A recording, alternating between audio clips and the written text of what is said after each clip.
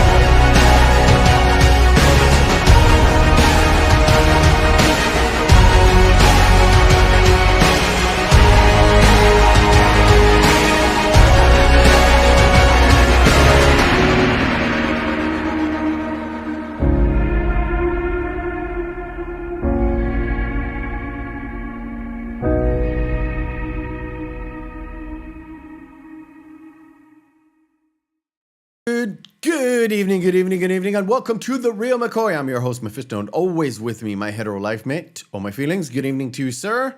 Good evening, buddy. What is the Reel McCoy, you might ask? The Reel McCoy is a weekly movie podcast where we ask you and go watch a movie. You watch it and come back to us, and we geek out on it and break it down and slap it all around. This week, we're starting our Best Friends Month, something that All My Feelings suggested, and I wholeheartedly jumped into, and we kind of set up these movies that revolve around friendships. Some of them deep, some of them casual and funny. Yeah. Some of them are casual and funny. But the whole point is to kind of celebrate our 2-year anniversary, which is coming up in about a couple of weeks, right? Yep. The Shaun of the Dead one. Yep, and also episode 100 of the show. Yep. So all celebrations are great. Okay, so this week we were supposed to get Nick Weiser, but sadly he has some family issues, some rather serious family issues, as All My Feelings know all about it. It's never, ever fun. Not good stuff. So I kind of said to Nick, yeah, I know, but yeah, IRL comes first. This is this is a place of fun, so we won't. No, don't stress out, and we'll do something later. This week we ask you to go and watch I Love You, Man. By the way, All My Feelings, I love you, man. I really do, man. A movie by Jason Hamburg, right? Is it Hamburg or Hamburger? Hamburg. It's John Hamburg. It's John Ham. Bless you, sir. And starring Paul Rudd and Jason Segal, and of course Rashida Jones, which, to be absolutely fair, I disliked her a lot. Really? Yes. You didn't like the character of Zoe? The character Zoe, yes. The actress Rashida Jones. Oh, you don't like Rashida Jones? Not really. Okay. Oh, okay. Yes. I know there's a big fuss about her, or there was a big fuss about her back in the day, and she kind of disappeared. And I think I know why. Maybe we'll touch upon that when we do a wrap up. if I remember to do that with my freaking Swiss cheese Sam Beckett mind. No, but watched it a long time ago. I think I watched it with Mrs. Meth, but I'm not terribly sure. This is one of the movies where I would watch this with Mrs. Meth, or it's like, oh, there's a movie on, come watch it with me. It is but you can tell me, a typical Paul Rudd movie? Very much so. In fact, the reason, we'll get to it in behind the screen segment. No problem. So I thought it was a very typical Paul Rudd movie. Yeah. Watched it before, and now rewatching it, have a whole different view about it, a whole different take about it, because of what's been happening in the past couple of years. And kind of had a realization on my own life. So this episode would be a little bit more personal, a little bit more of the heart, at least my side of things. Sure. All right, cool. How many times you watched it this week, by the way? 3, actually. Ooh. Just because, I told you backstage, this is one of the films I bought on DVD when it came out in 2009. So yeah. All right. I had this one for a while. I always enjoyed the dynamic of Rudd and Segal ever since, the two of them have worked together in previous projects before, mostly Judd Apatow projects. Yes. But also, they have also worked on other side little comedy bits throughout the ages together. And this is the first time that they actually really worked together, besides Forgetting Sarah Marshall, which starred Jason Segal, which came out the year before this.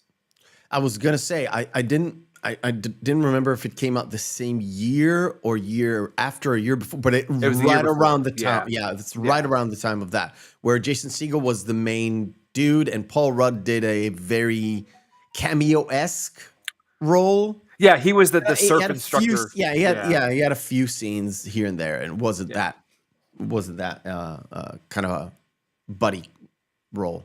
But yeah, cool. So we'll jump in straight into your segment of the night, which is Behind the Screens. Action, take 2.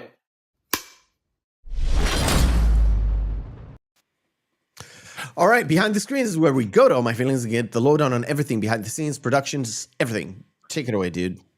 First and foremost, I want to say on our note, we based this entire month because we wanted to review this film. Kind of. And you know what? One last thing about Nick Weiser. He saw this. Yeah, that's right. He saw the I Love You Man when it was just I Love You Man for the entire month. And it was just I Love You Man and nothing else. And he's like, dude, this is my favorite film of all time. I am down. And wasn't that like 8 months ago too? Yeah, and that was like 8 months ago. And then casually we booked him for a 2001 Space Odyssey, which you had to miss because of issues.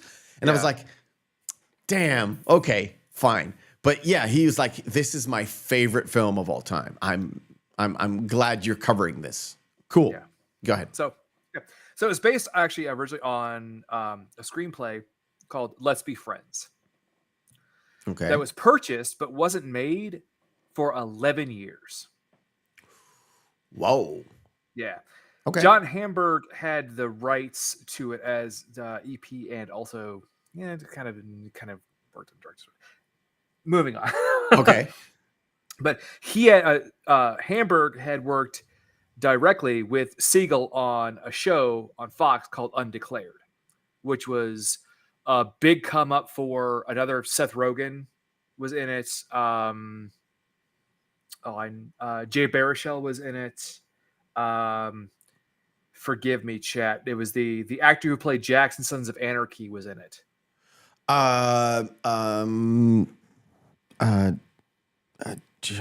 Jason not Dunham, but something. Alex Dunham. I'll check. Can't remember him. Doesn't matter. But he was in it.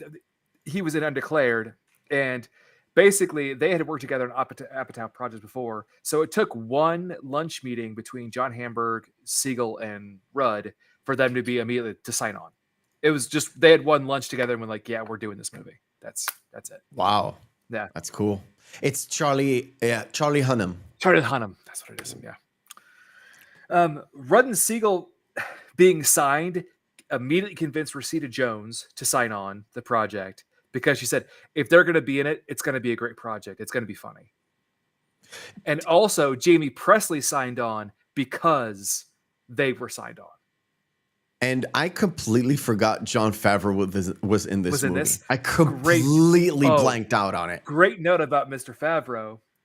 John Favreau began work on this film the same week Iron Man was released in films. In the theaters. Whoa! So he had no idea Whoa! how big Iron Man was going to be when this whole thing started. Yeah. That's insane. Okay. One of the family members of Anwar Sadat filed a formal lawsuit against the filmmakers for defamation of character because they referred to the dog looking like Anwar Sadat. They even petitioned the American embassy to issue a formal apology. Did they? No. Thank heavens. In the Arab world, being compared to a dog is a very, very sign of demarcation. So yeah. Oh, I know. Very, very big slight, but it wasn't that. It was just that it was a joke. It wasn't supposed to say that he was unclean. I know. Yeah, Could you imagine that joke today? Yeah, I could. I mean, with Because the whole sensitivity part. About the sensitivity thing. Yeah, I could see them getting in a tizzy about that. Or at least apologizing. Probably. Yeah. All right. Cool. If not the filmmakers, the studio would. Oh, just to save face. Yeah. Okay. Yeah. Moving on. So, Rush agreed to be in the film as they actually received a copy of the script and realized that they were not making fun of Rush or the Rush fans. John Hamburg was a giant fan of Rush. So were Paul Rudd and Jason Segal. It helps. Hey, I didn't think they were making fun of the Rush fans. They were actually No. They're like they were honoring Rush. So yeah. they asked like, do you want to be in this film? And typically, if an older band is asked to be in a film, it's because they're trying to mock them in some way, shape, or form. So they immediately took that as like, oh, it's going to be a slight. Like, no, then it wasn't that. Then it's okay. Well, yeah, we'll be in it. Okay. Paul Rudd and Jason Segal loved it so much they appeared in a video that played at the end of the 2010 to 2011 tour of Rush as their characters. That's cool. That's really cool. And Paul Rudd appeared again at the final show of the Clockwork Angels tour in 2013 as the conductor of the orchestra. So, okay. Yeah. It seems like Paul Rudd is having so much fun being Paul Rudd is unreal. That's just him. He's not a character. That's just Paul Rudd. He's just like, I'm just having fun. And it's the same dude you see in fucking Ant-Man. I'm not even joking. Yeah. See, what's so funny too is J.K. Simmons, who plays his father, the dad, he plays Oswald. He's actually only 14 years older than Paul Rudd. Paul Rudd is aging like a very fine wine. First of all, Paul Rudd has looked the same forever. He has the Keanu Reeves genes. Okay? 1000%. Okay, that's number one. J.K. Simmons has been 60 years old for 50 years now. Yeah, probably. He can we're pass. We're gonna bring up Oz later, but when he was in Oz in 2000, 2001, he looks the exact same as he does right now. Yes, for sure. The only time he didn't quite look the same as him is when he did Jonah, that Spider-Man bit. James Jonah. J. Jonah Jameson. Yeah, Yes, yeah, because exactly. he had to have hair. He has to And have it's the, just the whole makeup thing. it's Other like, than that, he's that's been J.K. Simmons forever. forever. Final little bit, budget wise, $40 million budget, $92.3 million gross. So Not too bad. it definitely return on investment was fine. Yeah, because you wouldn't put another 40 millions of promotion on top of that. Yes. Would you? Yeah. No, not 40 million. Maybe not double. 10 at the most. Yeah. So they made a little bit of money for a comedy, a buddy comedy, you'd say. I wanted to say romantic comedy because it has aspects of it, but it's not. In so many ways, it is a really quintessential kind of bromance. Yes. Yeah. Yes. So a light heart comedy. It's not that bad. Doubling what you put in, not that bad. On the note about Anwar Sadat, what's funny is Lou Ferrigno was supposed to sit next to Anwar Sadat at the event where he was assassinated. How would that become a thing? I mean, at the time, it was like mid 70s to late 70s when it happened. No. Wait, whoa, no. Yeah, it was after the peace accord. So like early 80s. Okay. But still, it's like coincidence. It's a good thing though. Another funny thing about Rush on that note too, on the Rush note, they actually played a full hour-long set for the cast and crew. Oh, that's cool. So the cast after and crew they were recording, and also for fans who had paid attention to online and radio buzz, knowing where they were going to play that night. Wait, so what they filmed was with extras, and later on they just continued it somewhere else? They just had a full set afterward. Cool. That's just fun. Geddy Lee and Neil Peart. By the way, I have no idea who Rush was. Not today. I know who Rush are today. I didn't know when I watched this film for the very first time who Rush were. It never came up here on the radio, ever. Yeah. Ever. Geddy Lee, best plays player of all time. No, remember? No idea who you're talking about. Orgasmo. I know today, but I did. It's not like Rush was. If I heard a Rush song on the radio or at a club or somewhere. So I was saying, but that's what you did not know what that line in Orgasmo meant when he said that. It's like, oh, exactly. That's a funnier term that you didn't know what that meant at the time. I've heard so many Rush references in movies and TV shows throughout the time, but I don't think I ever listened to a Rush song ever. Or if I did, I didn't know it was a Rush song. Gotcha. I know it's heresy. It's heresy. That's fine. It's like not listening to a Man of War song ever in my life. It's like, what? I could give you a pass on Man of War, to be fair. Hey. It's glam rock. Am I correct?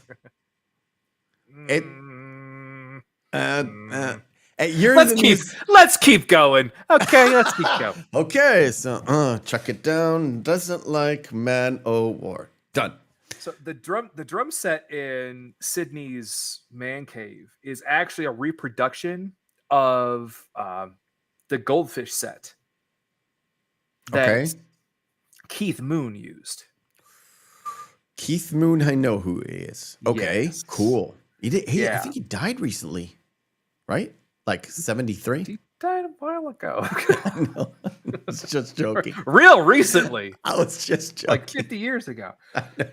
And Peter, when he's playing the bass at the reception, that's actually a reproduction of it's the Geddy Lee line of Fender jazz basses.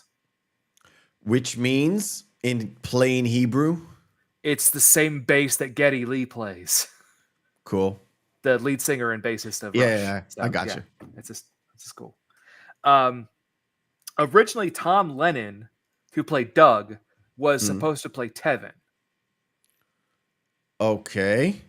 Tevin is the opposing. Tevin real is estate the agent, opposing thing, and played by Doug Rob is Hubel, the yeah. gay guy who From, dated. from Chicago, who oddly enough, originally Tom Lennon is from Chicago. We're going to talk about UCB Theater later, which is that's a whole bit. All I know, he's the main guy from Reno 911. Yeah, he is. He will always be the main guy from Reno 911 to me. Yeah. John Barenthal was initially cast as Robbie Clevin, but was replaced by Andy Samberg when Andy said that he would take the role. So they were about to start shooting, got fired the guy. Okay. Because he didn't have a good fit? No, because they wanted Andy Samberg to begin Oh with. my God. Oh, wow. That's a get fucked. It's a little Shit. underhanded, but nah, what are you going to do? Yeah. Was that at the start of Andy Sandberg's kind of SNL run, right? Yes. And Where him with Lonely it was Island. already with Lonely Island at the time? I'm Yeah. not sure. Yeah. So that's the start of the Lonely Island kind of popularity. Like so starting his meteoric rise up. I think this is after Dick in a Box. Yeah, it is. Oh. It's after. Okay. So real hot. Yeah, he was on fire at that time. Yeah. And that's when he was initially already pre-cast to play the main character in Brooklyn Nine-Nine, but Brooklyn Nine-Nine got delayed 3 years until initial production run was in 2013. Okay. Yeah. Great show too, by the way. It's a fun show. I didn't Joe like it. I watched a few episodes, didn't like it. Which Joe Latrulio plays his best friend in that series. So there's a little point there where she goes, "What's wrong with Gil? Not Gil. Fuck, I forgot his name. You mean the guy Joe who Latrulio's has guy? the voice going up and down? Okay, Galaxy Fight. Yeah. But Andy Samberg's Robbie tells him, like, what's wrong with him? He's a great guy. And it's funny because they were in Brooklyn Nine-Nine together and they were best friends a couple of years later. Okay, cool. So during the post credits, the band OK Go is playing the reception. You can tell by the big fucking logo on the drum kit. Okay, go. They had OK Go play OK Go actually did play another, just like Rush, played a private little set for the cast and crew as well. Oh, the cool. Which That's John Hamburg loved because John Hamburg was a big fan of OK Go. So in a way, John Hamburg got to see two of his favorite bands because he casted them into the movie. Yeah. Hey, you're the director. You decide. I mean, back when directors actually decide about things. Well, I mean, also it's like, hey, we're getting paid, so whatever. Yeah. I mean, let's go. Hey, it's in the budget. Yeah. Why not? Cool. Anything else, or we're gonna? Yep. Rest of the notes are throughout the film. So. Okay. So, like I said, today we're gonna do kind of a mishmash of what we normally do, and a little bit more talk about sort of themes throughout the movie. I want to talk about first. I know it's a off kilter, but it's a side little thing about Andy Samberg's character and how they treat the gays. It's kind of weird and very honest what they did about Andy Samberg. What's his name? His like Paul Rob. Rudd's brother. Rob. So Rob is going through the movie trying to pick up guys who are generally straight because they're harder to get. Now, we've heard this. I've heard this many, many, many times before from my, I don't want to say gay friends, gays I know who happen to be around my circle. And I've seen this play throughout on the internet as well. Like the most prominent personality on the internet, who's the guy with the makeup guy, Richard. What's his name? Which one? I think there are multiple of them now. Not Jeffree Star, the other dude, the younger dude. Oh, I don't know his name. That guy. I can picture his face, but Guys in the chat, you know who I'm talking about. The young dude who has lots of young fans who got in trouble by going after straight guys who happen to be 16-year-olds, and he's over 18. So that's the problem. That's the guy. problem. Yeah. Okay, leaving that problem alone, what was discovered is he was generally going after straight dudes who are straight in order to convert them for the night, I would say, because it's more fun and more of a challenge. Getting that into the movie, to me, especially because they treated it as a sort of a nonchalant thing, was very smart. Because very much you got to see an aspect of the gay community that if you don't know, you know, but if you do know, it's like, oh yeah, I know this. Well, on that note too, everything with that note, the conversations they have at the when after they get engaged, they have the dinner at Peter's family's house, and Robbie and Oswald are having the conversation where it's like, Robbie had no. It was the mother says Robbie had no friends have no issue of making friends when he was growing up, and J.K. Simmons Oswald's just like, yeah, because he probably wanted to suck their dicks. Yeah. And Robbie's just like, no, it's okay, Mom. I kind of did. Yeah. Yeah. The but thing see, is, but they are so open and honest about it because he even says like, yeah, my son's gay. I don't care. Yeah, and that's what I loved about the dad character. He's ripping on Robbie. He's joking on him. He's giggling on him. But there's no animosity there. Well, because he even says, he's like, oh, well, so Dad, Robbie's your best friend besides, Hank Mardukas. Yeah. And it seems like he was like, there's maybe an issue here. Hey, what up, AJ? How you doing, man? So they treat the whole gay brother thing so nonchalant, so gay. And this is what I want to see in other movies. Don't highlight the thing, just make it normal. And if you're trying to, if you're trying to use your movie as a platform to get to see this as a normal thing, to be civil about this, it's like, this is the way to do it. This is absolutely what I like to see. Having jabs, having banter, having, regular conversation with people and not pussyfoot around the subject and just go to the mark and be normal about it. Be cool, man. Just be cool. It doesn't have, again, to that point, being gay doesn't have to be your one defining characteristic as a person. It just happens to be an aspect of who you are. So yeah, again, I completely agree with you on that. Yeah.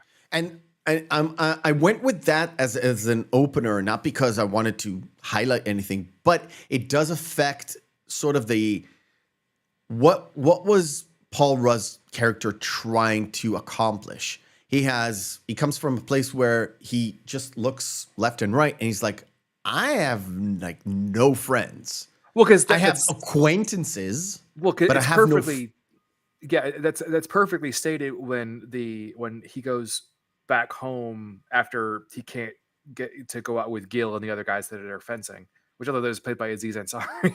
Yeah. And that famous comedian. And yes, I even chuckled at the Joshua Tree lines, like, oh, I get it because you too. But when he goes home, there's the girlfriends all talking about how this is what the nights they look forward to, because it's Jamie Presley's character who is Denise, is saying how I look forward to these nights more than anything. I need these nights. And one of her other friend, Haley, is talking about her friend who has a husband that has no friends and how he's basically just up her ass. They're like, where are you going? What are you doing? Yeah, and when Paul Rudd's kind of listening to that conversation, he like, I gotta get some fucking friends. Yes, that's the realization point. It's like, I really not need to be here because I will get fucking, like, my soul will be crushed. Yeah. Yeah. And the reason, I told you this backstage, with this movie, I had some sort of an arc. And the arc is, I started this movie. It's like, I have seen this movie before, but I didn't really pay attention back then. It's looking. And for 40 minutes, and I'm not even joking, for 40 minutes, my toes were curling like this. I was cringing so hard. Why? And I'll tell you why. This is a personal thing. We're going to get a little bit personal. I'm sorry. I, in my real life, don't have a lot of friends. Let's just call it, I have no friends. There's no special someone I can literally pick up my phone and say, hey, you want to go and grab some beers? And then we'll go and grab some beers. That is me. So when looking at Paul Rudd's character, it's like, okay, he's not married, but he's engaged. He's in a long-time relationship. Oh, just like me. It's like, I don't have any friends. Okay, just like me in the movie. It's like, my wife has not a cackle of ladies, but she does have friends. And I was like, oh my God. No. And I was cringing so damn hard. You have no idea. Now, I didn't go on man dates or man in a date. Well, and to be fair, But on I that was note too, set up with another girl's husband. Not like the whole we the don't Barry see that situation. couple today, but we were set up. Let's go and like do some poker shit. Not really poker, but something else. And I was like, I don't want to be around this person at all. He is fucking awful, dude. It's like, oh my God, this mirrors my life so bad. And out comes this person, Jason Segal. Mm-hmm. We happened to meet together in a place. He was very honest with me. And I didn't call him later, but he became my friend. We have a lot to talk about. Like we're talking about everything, like backstage, and like everything into real deep personal life shit that we don't put on the show for obvious reasons. We all have a private life, like real private life, and like, oh my God, this mirror in this movie is literally mirroring my life, and I didn't even fucking know it. And like I said, for 40 to 45 minutes, it really is made me cringe so much. And as soon as the kind of relationship between Paul Rudd and Jason Segal kind of mellowed, it became it's like a normal thing that you just go out, talk to the guy. It became kind of thing. Then it went to the second part of the movie. Jobin. And you don't call me Pistol. You call me something else. No, just kidding. I'm being serious now. It became the other part where we have our man cave called the Reel McCoy podcast. And the wife is like, are you going out with all my feelings again? It's like, yeah. It's like, is that time of week again? Yeah. Yeah. So that's now you know, because I told you I'm gonna talk about this. But I really until today I don't really have any friends I can talk to other than you. That I can if never mind. I can just call you over the phone. I just need to wait the fucking 7-hour difference. Yeah, there's just a big time delay there. That time difference is a little bit of a thing, but that's the thing. Like, I have lots of acquaintances. I have a good friend that I can call, but he's not. It's not a let's go do something. Let's go and watch fucking Guardians of the Galaxy. If I need to, I just call my brother and just go with him. Yeah. But he has his own life. He has his own thing. But, whew, okay. Well, that's on the internet. Speaking of that note, for some odd reason, you mentioned the whole bit going into the Robbie's advice, then going into the poker night with berries and his little mandate thing. What's so interesting too is you'll find this out, especially chat. Some of you might be a little bit younger. When you get older, it becomes increasingly difficult and then exponentially difficult to make new friends. Yes, I agree. I agree. So that's what was so funny too is I always think of John Favreau's character Barry as the version of the character from Swingers when he finally did settle down. He just became a prick. You, oh my God, it's the same dude. It's the same fucking dude. The first time I watched it, like, holy shit, is he just playing the character from Swingers? And I had to actually look it up to make sure that the characters' names were actually different because I thought it was a 1-for-1. The thing that came up was Swingers, was the guy from Swingers. And I thought maybe he's playing a little bit of the old Very Bad Things. Yeah. But not really. Not really. Not really. He's way more the Swingers dude. Yeah. Way, way more. Because it's also LA and, well, Very Bad Things is also LA, right?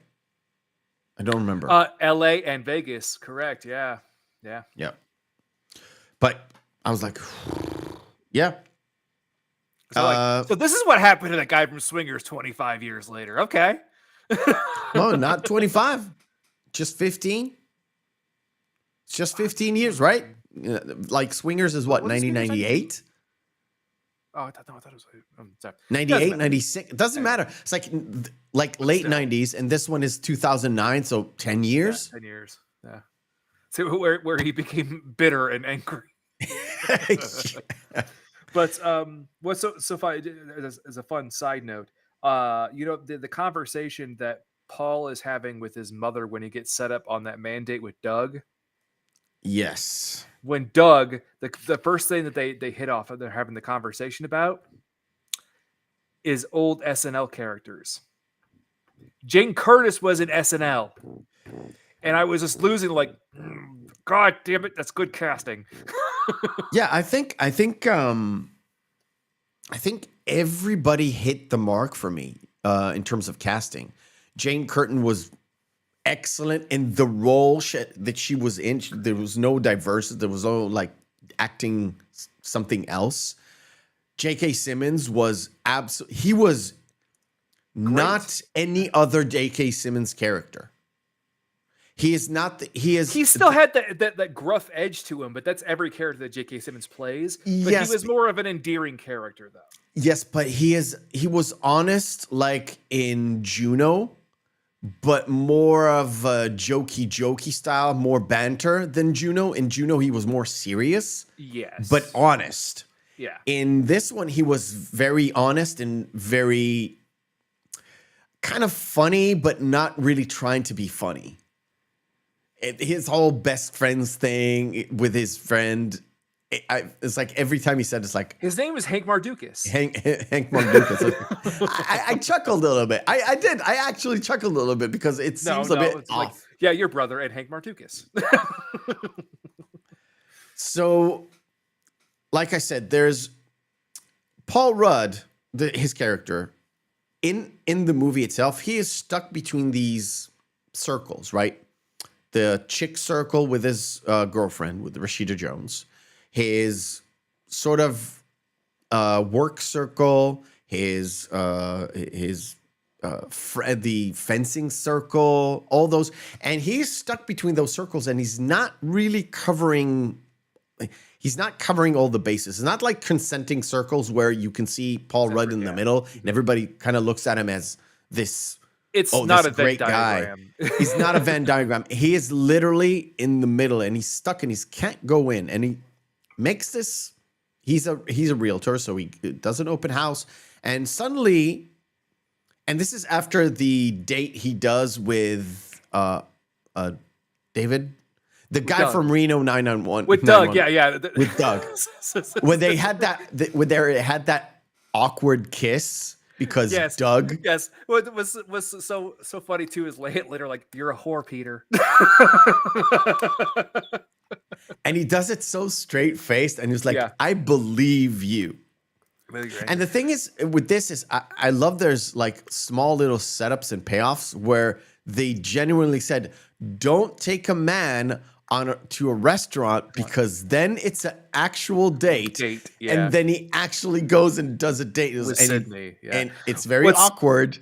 And then it becomes real awkward. Real awkward. They seem to get along. And then also Doug also just makes a remark about the waitress's ass too. It's like, yeah. So you're thinking, okay. Yeah, it's like it throws you off a little bit, and then it's like, oh, it's the ass. That's where they're connecting all the dots. And then when he comes home and kisses Zoe. Yeah. It's like, why is this smoky? I kissed a man. Yeah. I went on a date. What? Yeah. It's like, I told you not to get him to a restaurant. No, it's like he's forced to come. Well, that's when he forced to come clean to Zoe about like, listen, I don't have any real friends, so I tried doing this and it didn't work out okay. And there was also that bit with Mel, the old man, who basically catfished him. Yes. It's like, where's this picture from? It's from the late 70s or something. What's really funny too is later when he meets up with Mel, he's like, Mel, would you like to come to my reception if you have nothing else going on? I'm 89. What the fuck else do you think I got going on? Before he answered that, I was like, oh, he's going to say that too. Because I didn't remember every single play of the movie. Like, I kind of remembered generally how it was. It's like, dude, why are you asking him? He's 89. And then he literally said, I'm 89. What the fuck? But you know what? We'll stop here. And we'll do our first game of the night because I have things to say about that open house. All right, cool. We're going to do Missing Marquee.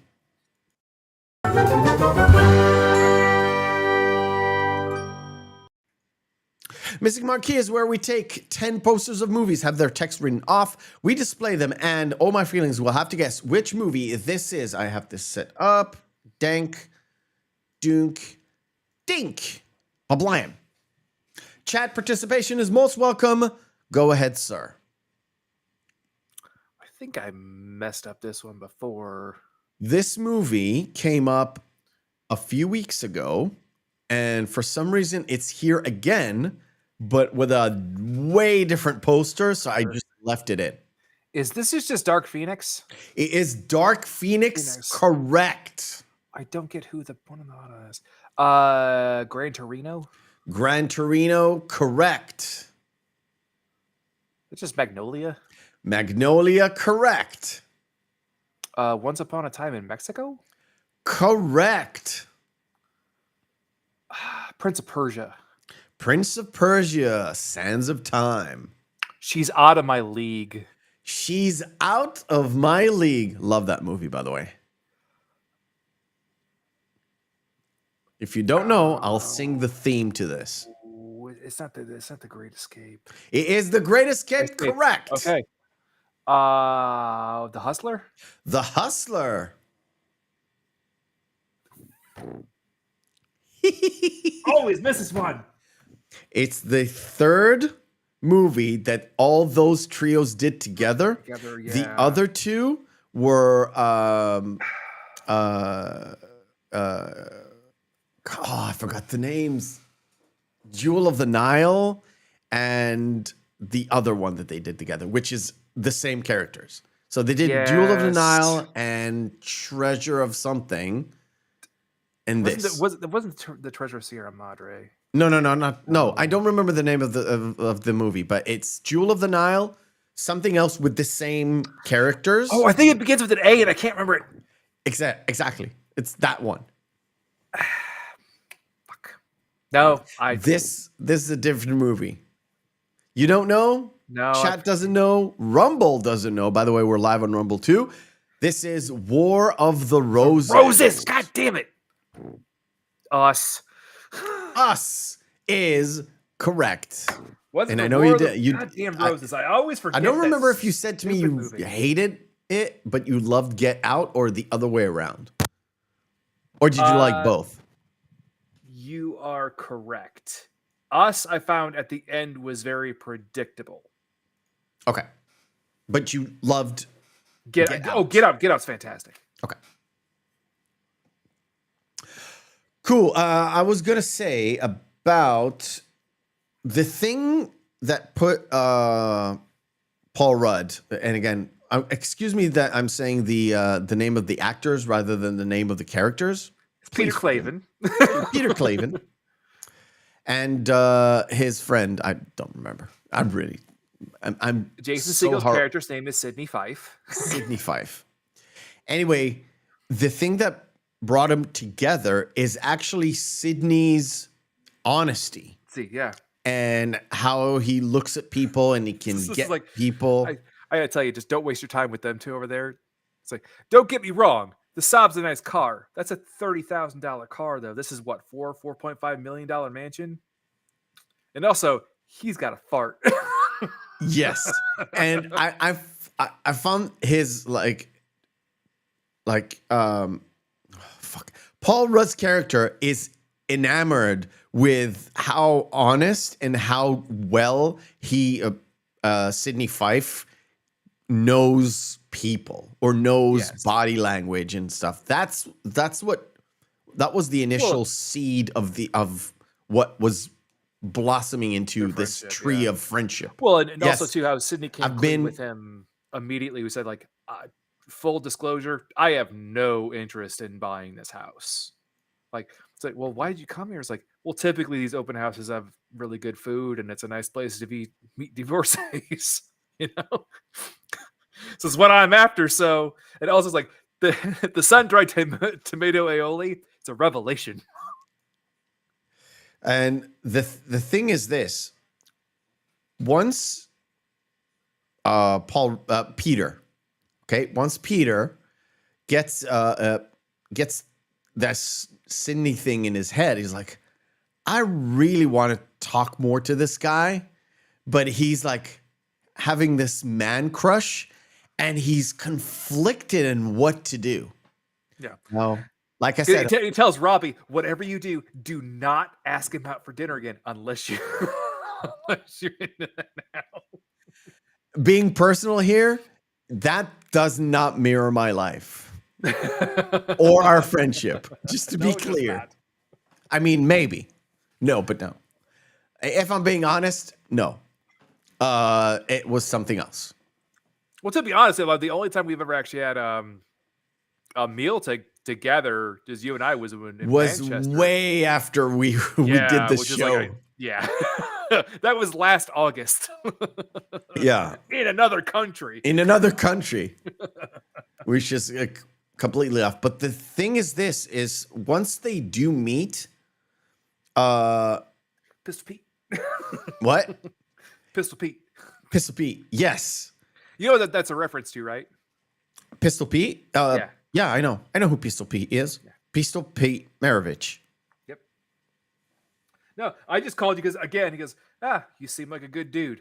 That's why Sidney called him back. That was it. Yeah, because he did call him and left him a weird ass message. Like, I'm not sure if I was Sidney, I would have called him back.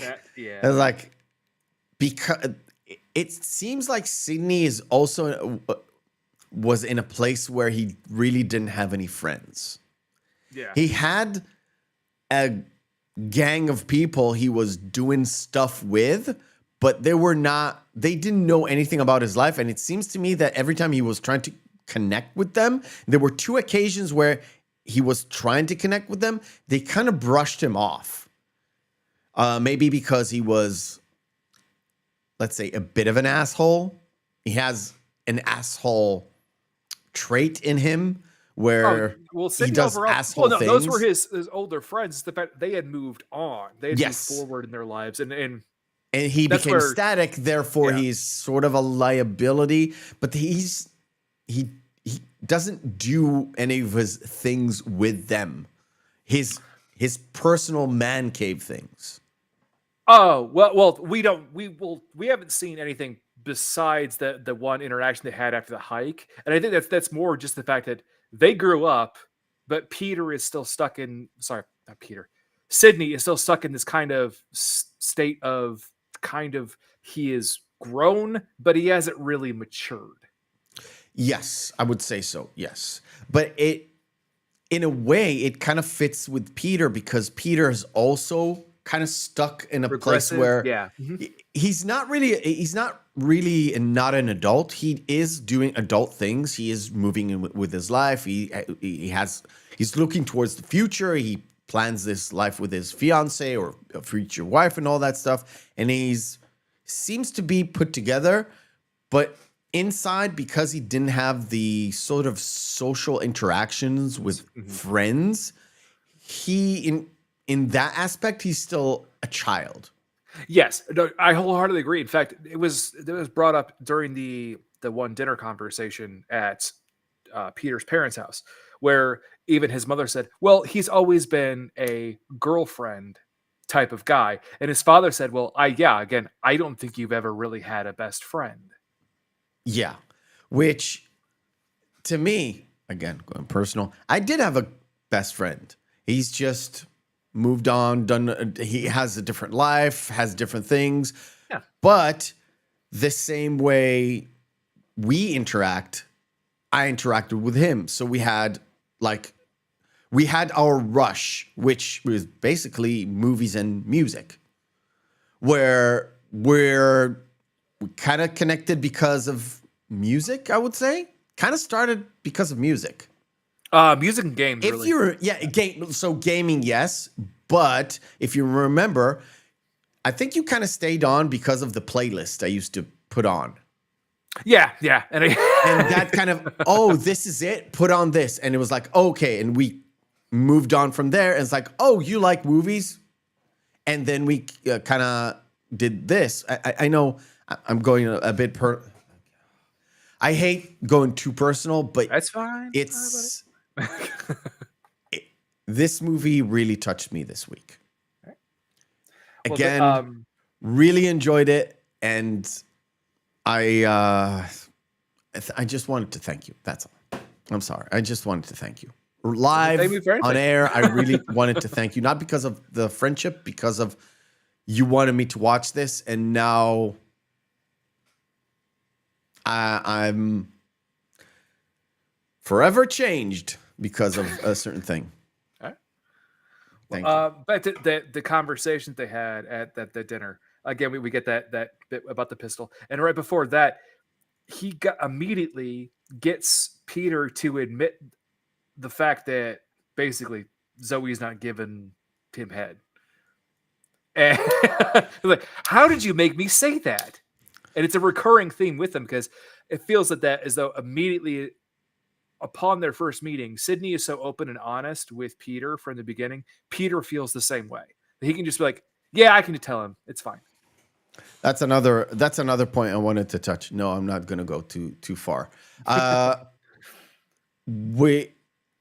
thing about the honesty and the openness put Peter and Sydney together. Yep. Because Paul didn't feel that he was supposed to be honest and truthful with the outside world, because when you're open and honest, you're going to get crushed. This is fucking LA here. This is not like, and he's in real estate in LA. Yes, this is not bumfuck Kentucky. I'm sorry, Kentucky. It's not bumfuck Kentucky or like, I don't know, desert here. It's a real rough place to be open with, because if you're open, you're gonna get fucking crushed. Let's face it. It's big city. It's high powered, and you got the his coworker, Tevin. Yeah, Tevin. Rob Hughes. His coworker is literally trying to mooch off of him every single moment they talk. Right? So that's the mentality. So being open and honest kind of opens you up to taken advantage of, getting fucked real badly. And he almost did, just because things, right? just because of the way he was acting with the whole deal. And Sydney's honesty opened him up to other things, but not being totally honest with that kind of. I'm trying to get to the point where the honesty developed him as a character, as a person, but it also gave him the tools to deal with the other aspects of his world. His life. Yeah, definitely. That's kind of what that's leading. It's a great point leading into what happens next. Is that he gets that call from Sydney while he's at work, and again has to say that line: "I will see you then, or I'll see you at another time." Yeah. So you're coming then, right? Yeah. Yeah. And this is where he invites him to his pad, right? It's this scene. Yeah. It turns out to be this scene and where we got to see Anwar for the first time. Yeah. Like Anwar, why do you call him that? Because it looks like Anwar Sadat. Yeah. By the way, but they have the whole dog shit bit, and yeah. when Sydney just the one jogger guy, he goes like, "Pick up after your dog shit." He's like, "You mind your own fuckhole." Yeah. And I was like, at this point, I was a little bit concerned because I was like, oh, this is what Andrew Tate is preaching to be. It's like, be a man, just go at it and just be in their face. Like, yeah, sometimes you get a Lou Ferrigno getting in just. Well, that's what shutting you happens. down. It backs up. It backfires on him later, where the muscle guy is like, "Peter, run!" Exactly. And I was like, but the whole scene. What I'm getting to is the scene under the boardwalk where he actually is like Sydney, in his honesty, is building his confidence. With like, just scream, yell it out. You know how odd just that little side bit is. Like, the foundations of their friendship is based off of just open, honest interactions. But then there's also underneath that, it's Sydney building Peter up, building his confidence, letting him know that you can do this. You don't need to keep second guessing yourself time and time and time again. Yeah, I think he says, don't think you may sell the Lou Ferrigno apartment. Imagine you selling it. Yeah, it's literally the by the books stuff that you get from like life coaches, right? Yeah. Don't think you do it. Just imagine you just do it. Doing it already. You've already done this deal. You've already done the thing that you wanted to do.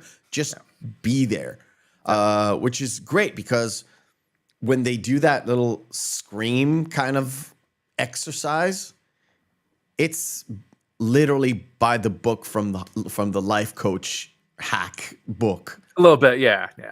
And I was like, it made me laugh a little bit. It made me laugh out loud even a little bit because it's so weird to do it. But when you actually do it, you have this endorphin rush when you scream on purpose to let everything go, because that's a lot of like psychology techniques are wrapped into that. It's like you need to release the like bad spirits or something. It does something to you, especially with a relationship which is based on honesty. It's like, fuck this motherfucker. And it's like, okay, now we can move forward. Now we can go ahead. And when they go into the man cave, and it's like, which is also, side note, I thought you'd love this. You know what he called it, right? What? About the what? Temple of Doom. Yes.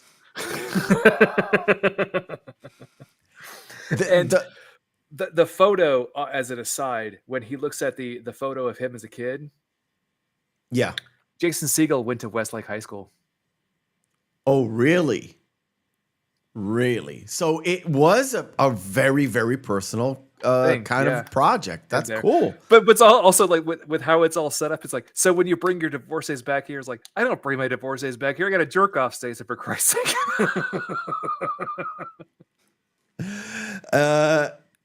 Let's move on forward. So you have lots of interaction between Peter and Sydney, and then Sydney becomes a part of Peter's life, and then they do the toast. And in the toast, he keeps Okay. bringing up. The one thing I Go, want to go just ahead. No, roll with you that go ahead. That's fine. just a little bit, because the setting up again, there is the juxtaposition where they have little setups where he ends up showing up at the open house, the open house that he has, while he's talking to somebody who's like, I love the house, I'll take it. Yeah. trying to boost his confidence and try to get someone else interested. Oh, and we also was in the part where Peter is trying to get friends. He gets set up with John Favreau's character, and they go and do the poker thing, and he drinks too much beer, and it just pukes on John Favreau. And I was like, get the fuck out of my house. And what's so funny too is later when Sydney and Peter have their first dinner outing together, he's like, I got a little drunk. I was like, did you throw up in his face? No. So the toast, but no, the whole bit where they have their first bit with Rush, where they're playing Rush for the first time. Some fun bits. His amp goes past 11, as in a tribute to Spinal Tap. Oh, okay. Yeah. Gotcha. I didn't catch that one, but okay. Then we have the Bowser bit. Yes. And again, it's all based on the whole music, gaming, movies thing.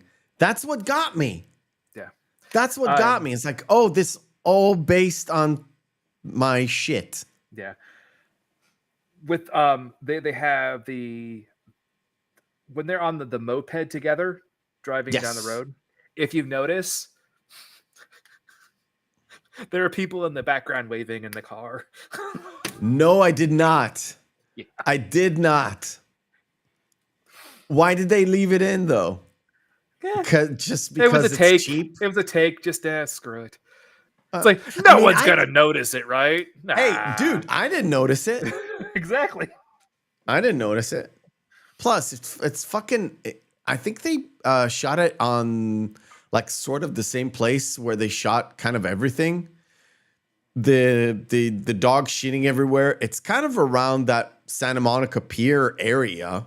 It's off Muscle Beach. I bet you it could have been even the same day if they moved quick. If they did a quick shoot. I can see them shooting that also where the tuck shop scene, also the scene with Lou Ferrigno and Tevin having lunch. Yeah. All those scenes you can do basically in the same spot. And if you if you move from area to area, like relatively quickly, you can get it. Because when they were walking towards to do the scream scene, you could tell it was later in the day. When they're just walking on the beach talking, and the dog shits again, and the woman kind of screams at them, it was later in the day. So they could have done it the same day. I'm not sure, but it's sort of centered around that same area. Yeah. And then before the engagement dinner too, they have the whole bit with they go on the hike with the old friends. Yes. And that's where Peter... that's where Peter he kind of sees it, and Peter says, "Well, it's not TV, it's HBO." Yeah, but of course, was like, well, Peter again being the new kind of friend, and also doesn't want to upset his buddies. Like, well, I can't leave you alone to eat a 6-foot sub. Yes, but still, he brings back like it looks like 5 feet of sub to the house, where it's like.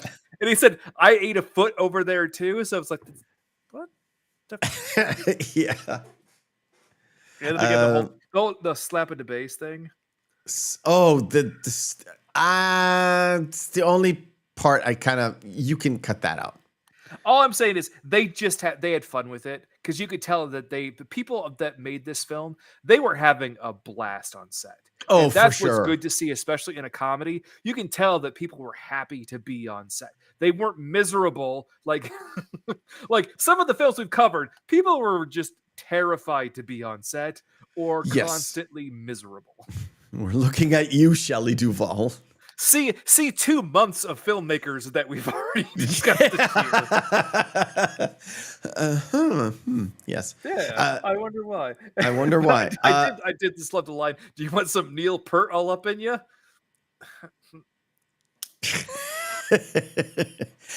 What was Paul?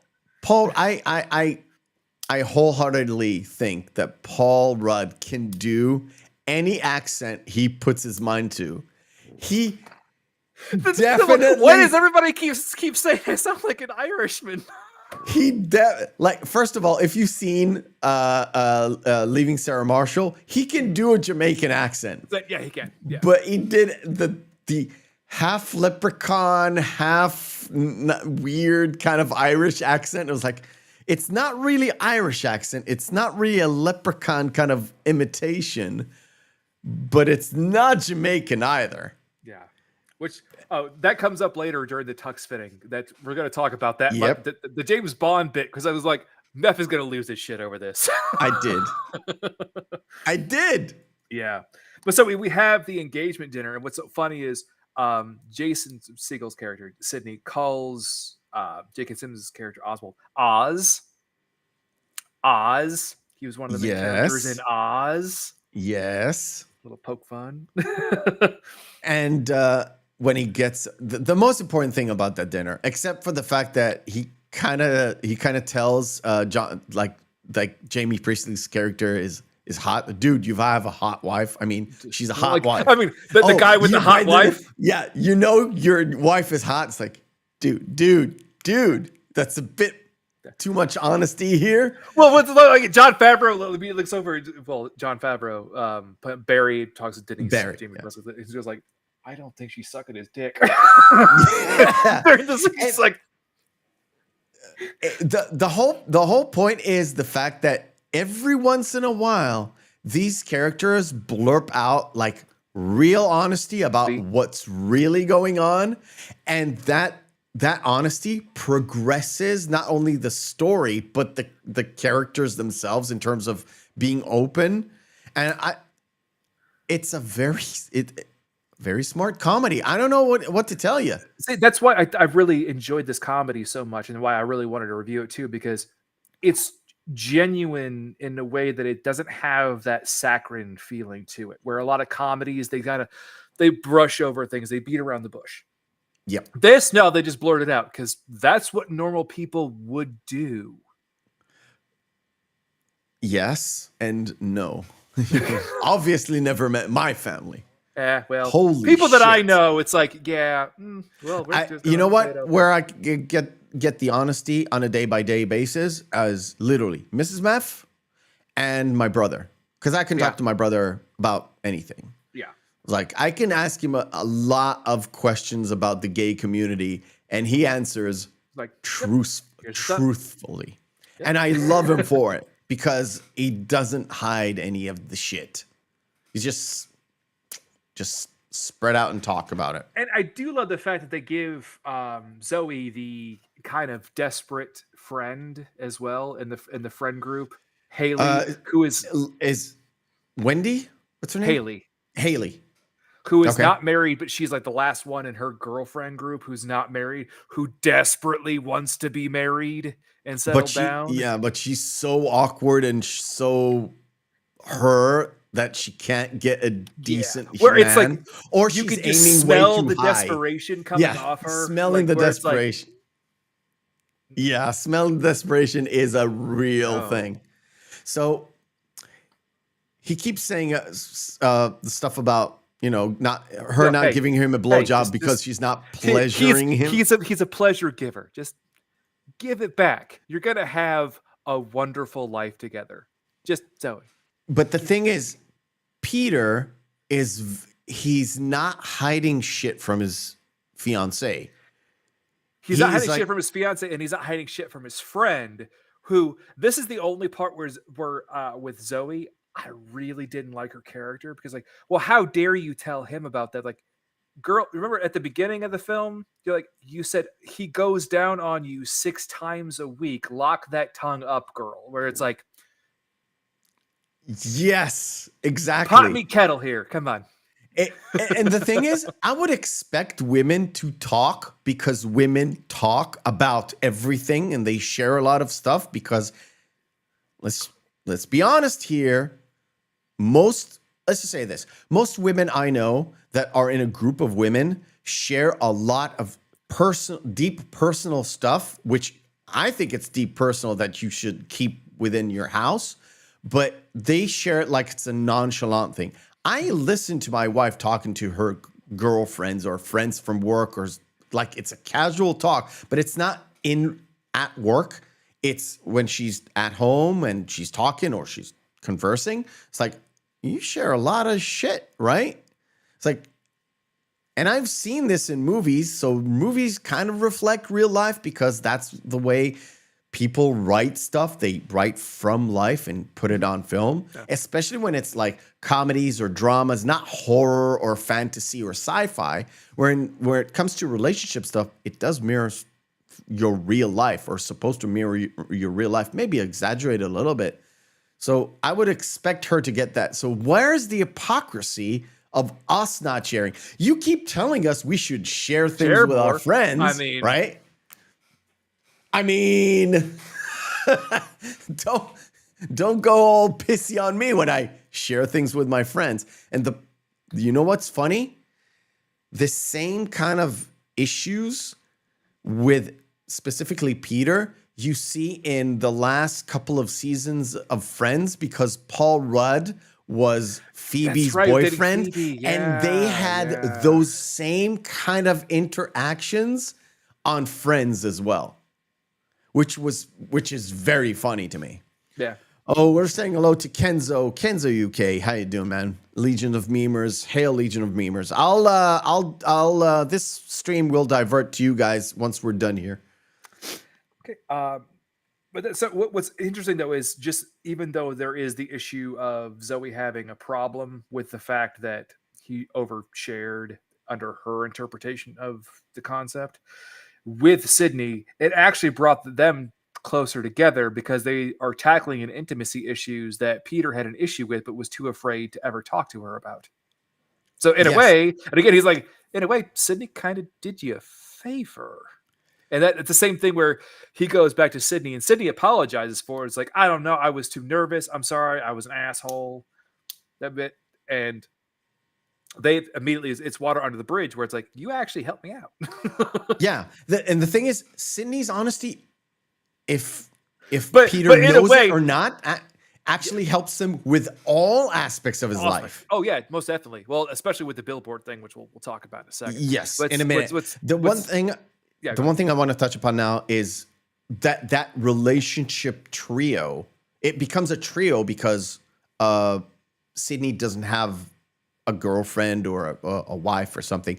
That kind of affects the time. The time issue comes into play now, where you get to see Peter and Sydney spend more and more time together doing this whole bromance thing. It's not really a bromance. It's more like a shared interest and having a good time with your friends, right? Or mates or whatever.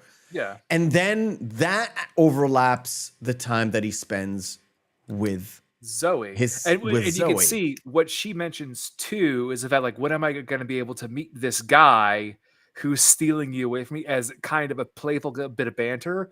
But in a way, she kind of feels that way. And that's really interpreted with the whole Rush bit. Yes. And I wanted to grab this exact screen, like this exact moment, because they're into what they're doing because they're doing guy stuff, which is their passion. Their passion is Rush. So Rush is around. We're going to go do some Rush. One is doing guitar. One is doing bass. That's how we do it. And you see the look on Zoe where she's in the show. Like, well, at one point in time, she looks up and she goes like, what the fuck? Yeah, exactly. And this is why this is her. Why are you spending too much time without me? Not specifically Sydney, just without me. Yeah. And when she is included, she is still on the outside. Well, to be fair, this is after the whole golf outings bit. Yes. Or you can say again, this is my nightmare, which is a playback to what he said before. Yeah, 18 rounds of golf with a girl. Yeah, that sounds like a nightmare. Yeah, exactly. I know. I want to have just one small bit about the golf outing, which is interesting, Okay. is that the impatient golfer in that he's played by Matt Walsh, the actor. He did the exact same character bit in a skit called Ass Pennies for Upright Citizens Brigade. Almost Oh. verbatim, that's that character. I've never heard of it, but okay. No, it's just interesting because there are many people that were in Upright Citizens Brigade that are in this film, including Tom Lennon. So it's Okay. yeah, so it's like, oh, they brought him in, so they brought Matt Walsh in, and they went like, so yeah, just do Ass Pennies. Okay. I get it. So they're like trying to get a skit into the movie without actually saying, "Oh, look, this is a skit." Yeah. Subtle. Okay. Again, if you know, you know, and if you don't know, it's sort of it's a regular interaction, which is a little bit comedic, and there is a little bit of strife there, just to show you stuff about Sydney and Peter. Yeah. Which also where UCB was founded, right? About what? You know where UCB was founded, right? Upright Citizens Brigade? No. Guess. LA. Why would I know it so well? LA. Chicago. Okay, fine. So, I love this scene, by the way. I don't know why. And you said I would love it. I Miss where Miss Money Pussy. Yes, Miss Money Pussy. And I was like, you son of a bitch. You son of a bitch. It's like, feelings knew I would love this scene. I completely forgot it actually existed. Again, why does everything I do sound like I'm Irish? Yeah. Get on the jet or get out of my dreams and get into my car. And the whole point is the interaction between him and Sydney. And then just to mix things up, you send in Doug in there. And it's like to really hammer in the awkwardness of what's going on. But this is what I love about this scene. This is a setup without you knowing it's a setup at all. Because this is like, okay, I want to take a picture of you wearing the suit because I have different motives. However, it also could be, oh, I want to take a picture and then I'll show it to you so we can decide which outfit we're going to do. But then I had to think about this. Only girlfriends do this to each other. Oh, you wear this dress or wear this outfit and I'll take a picture and we'll see how it looks, not only in the mirror, but also in pictures. This is not a guy thing. This is a girl thing to do. Well, for me, that's what I think. Well, yeah, but also in the middle is too. This is when he also brings up asking for the money for the billboards. For the billboards, yeah, yeah. Because again, on the card it said Sydney Fife Investments. Yeah, well, he mentioned like this is an investment opportunity, but no, I'm not cash solvent right now, so I borrow some money in order to invest it. Which, in a way, it was an investment. It was. Yeah, he did. The fact that it seems like he was lying in order to ingratiate to Peter. And it's like, oh my God, this is his whole plan, is to get money from Peter. Yeah. And that's why they're friends. Maybe there's another motive there. Yeah. Mm-hmm. But for me, when he said something about the money, it's like, okay, I don't remember how things are going. This was literally like a first time watch, basically, but not really. It's like, I remember it being a sort of a thorn on the side of Peter to sort of make it like a romantic comedy where everything is going okay. There's just something that makes them break the connection and then re-up it at the end, making there's always a happy ending. The climax at the end of the second act going into the third act. That's the way they exactly. always go. And this is what I thought, okay, this goes by formula, right? So this is the moment where things start to go wrong. However, it's it kind of breaks away from that formula when you see Peter going and seeing those billboards. Like, oh, I get it. He was his friend all along. He was just trying to support his friend, but he couldn't say anything, not because he wasn't honest. He knew Peter would say no, but he pushed him over the edge because he knew it would actually work. Yeah. Well, and also during this bit too, this is where this is the linchpin too, where there's the inner strife that has to happen in between the couple. So this is where Sydney asks him, like, is there a reason why you're marrying Zoe? Like, do you know Peter? Like she is the one? Because you seem to go from girlfriend to girlfriend. It's like, how do you know? Yeah, and it's like a nag in Peter's head. Then he brings that up to Zoe later during conversation, also bringing up the money that he gave to Sydney. So it's like, yeah, it's a double strike there, double thorn on the side. It's like it comes from both sides. So it seems like he's gonna lose everything at the very end, but then the redemption back up like it does. And like, again, which it's in a very way, formulaic. Yeah, I thought in a way, like how this is. Again, it has that same just 1-2 climax. Then you have the reconciliation in Act 3 moving.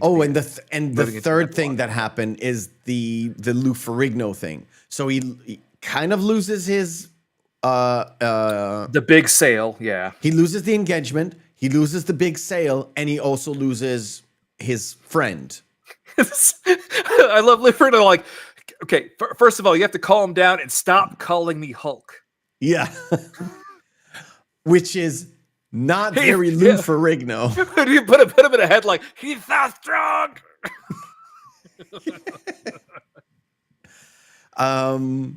Where I was going with it. Oh, I know.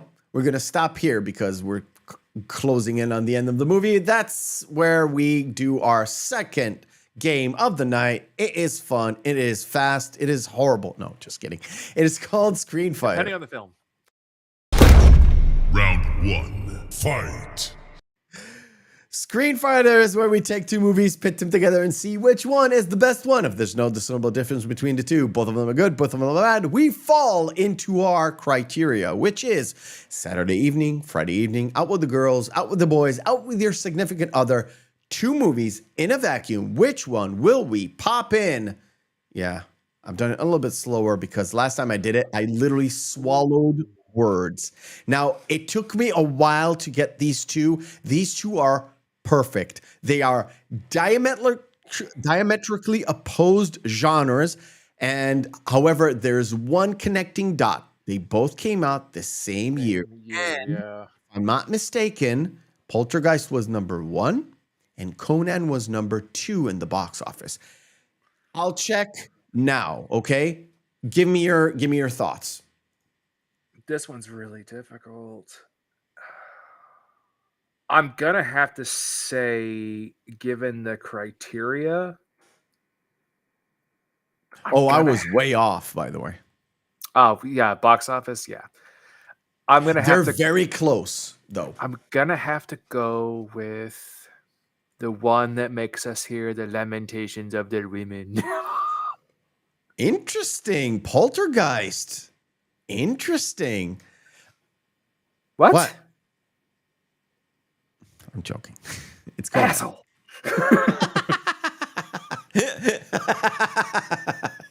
Yeah, it's Conan.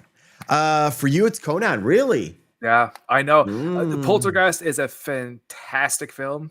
One of Craig T. Nelson's best. But it's not a big it's not a tall order, but yeah. Yeah, that's fair. But if I'm gonna watch a film for fun, you know what's odd is I like Conan the Barbarian, but I prefer Conan the Destroyer for how just over the fucking top it is. Really? I love that movie. It's so cheesy, and it should have been a B film. Like, it should have been. That movie had no rights to have the budget that it did. Okay. But it's so goddamn fun.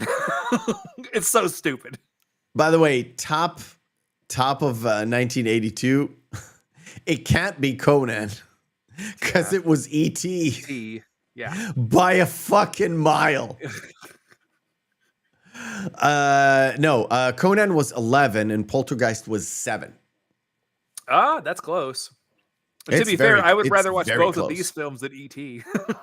I would gladly. It's going to be Conan for me.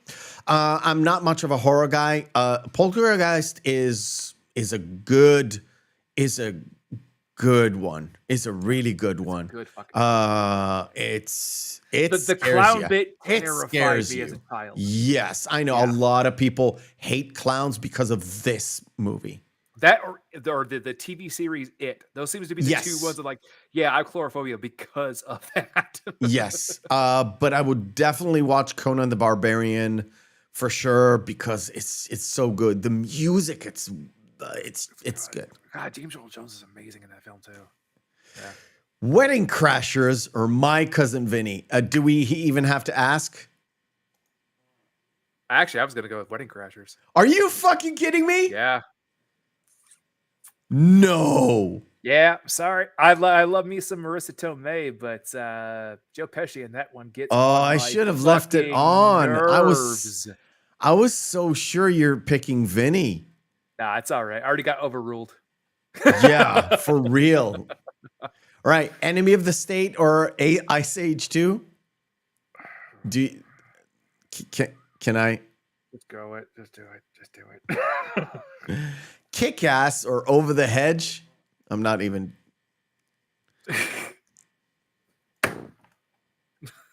See, sometimes they're just too obvious.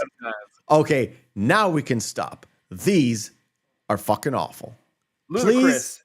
It is a too fast, too furious.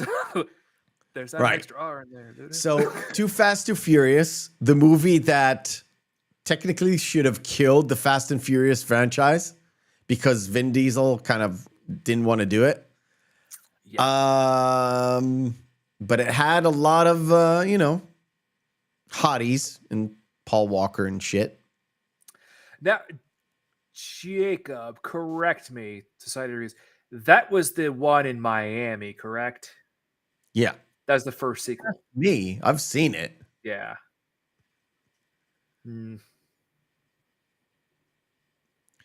I'm a sucker for the Iliad, so I'm gonna go with Troy. I know. Oh, I know. Chat says, well, it's at least bad. Jacob says it's Too Fast, Too Furious. Too fast, too furious. I'm a sucker for Greek. I don't like the movie at all. I hate what they did with Achilles.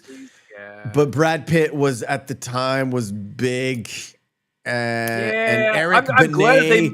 I'm glad that they made Orlando Bloom a bitch in it, which was fantastic. Yeah. It's a shame. You know who I wanted to see? I wanted the continuation and get Odyssey after Troy and have Sean Bean play fucking Odysseus. That would have been good. That would have been fucking great. Did you ever see the US TV series, miniseries of the Odyssey? With Armand Asante? Yeah. I love that It miniseries. was really well done. It was really good. I think back then we had Hallmark and it was on Hallmark. Yeah, that was we don't get Hallmark anymore. When I was younger and I was like, wow, that's it was really, really good. It was really good. Yeah. All right. Avengers Endgame or Jaws. And that will be the title of the highlights. Endgame was good. It's fucking Jaws. It has to be Jaws. Jacob says Jaws. I think Paul was going to say Jaws. I'm going to be overruled. I love Endgame. I know there are bits in it that drive me fucking up the wall. But I don't want to say I don't like Jaws because I do like Jaws. But I'm not into a disaster movie. I'm not really into a monster of the... Monster, yeah. I'm not really into it. I love it. I love Roy Scheider. That whole ending scene is fucking legit classic filmmaking. We're going to sing you some of those tonight later. You know what I'm talking about.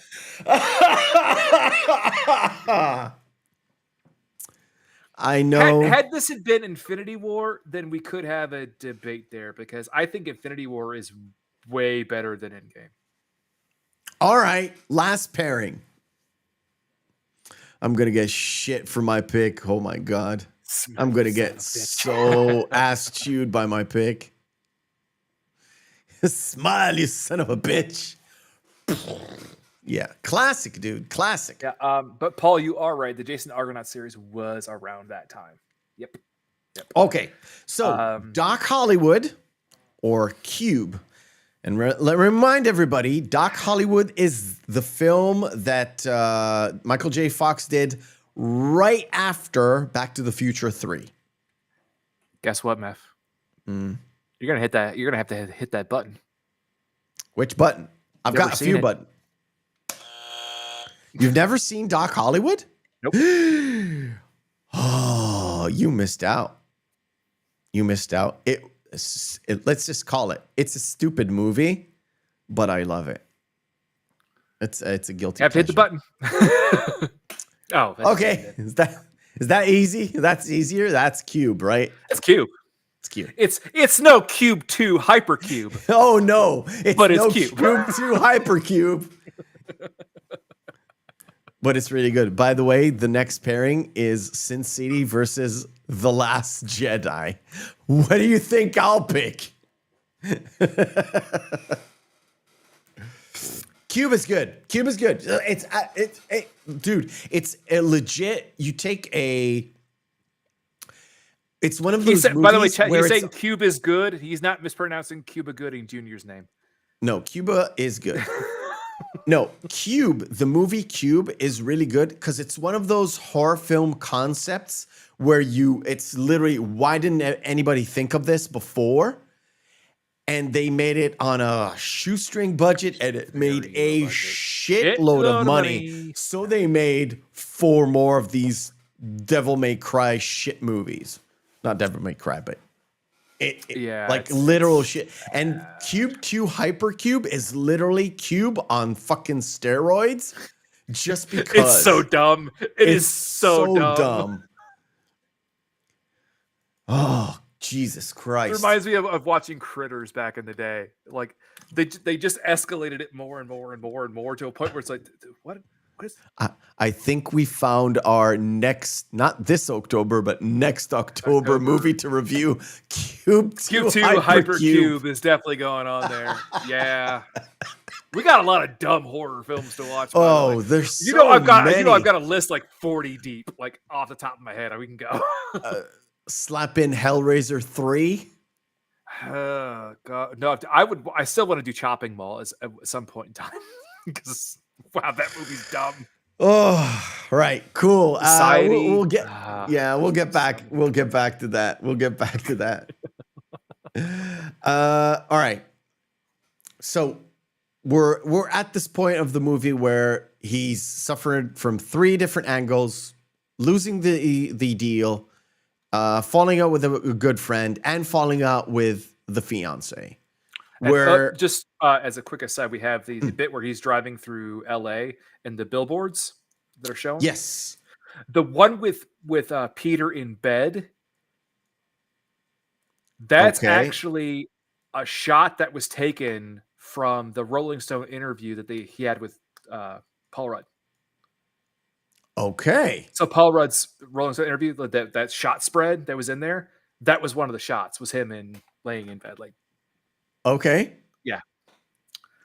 Good to know.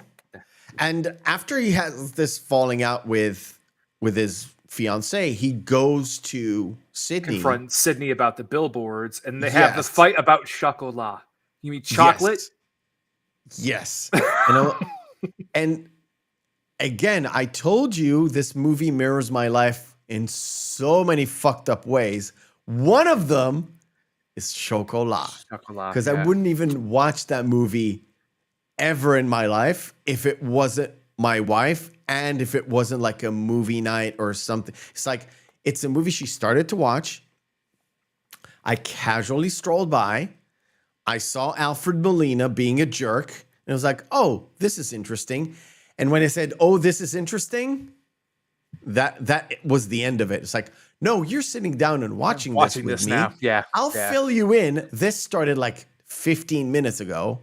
And we ended up watching this a few times. And I don't consider myself a very girly man, but this movie has to be seen with a specific lady who is my wife. It was just funny at the end when Cindy was like, and I watched Chocolat. It was just delightful. Yes, it is a very delightful movie. But if I don't watch it by myself, I'll probably watch it with my wife when it comes up, or if we generally flip through. We don't usually flip through channels anymore, but if it's in the middle, we're probably going to watch it together. I was going to say, as a quick aside, what's interesting is that when Peter asked for his Lost DVDs back, that's an actual inside joke. Okay. Paul Rudd loves Lost. Like, loves Lost. And I'm sorry about your life. Okay. And no, because later it's actually made fun of in This Is 40, when one of the daughters does a quick does a marathon binge session of watching all of Lost in 3 days. I didn't remember that. I have watched that movie. I watched Being 40 more times than I watched this movie for sure. Well, and I don't even remember that. Yeah, what's great is the fact that who's the main lead actor in This Is 40. Yeah, Paul Rudd. Paul Rudd. I know. It's Paul Rudd doing a Paul Rudd movie in a Paul Rudd scenario. Well, whatever. Judd Apatow specifically put in the joke bit, because the that's actually Lost Paul joke? Rudd's daughter, who's the one who watches the Lost to make fun of Paul Rudd about how much he loves Lost. Okay. So his character, of course, would love Lost as well. Obviously. Okay, cool. I didn't know that. We'll cover that movie. Maybe when you reach 40. It's coming up too soon. Too soon. In a while. It's in a while. All right, cool. Where were we? Oh, okay, there. And to me, all of the dip and then coming back happens in a very short span of time. If you notice, he falls out. He has the Lou Ferrigno thing. He loses it with Zoe, and then it kind of gets resolved rather quickly.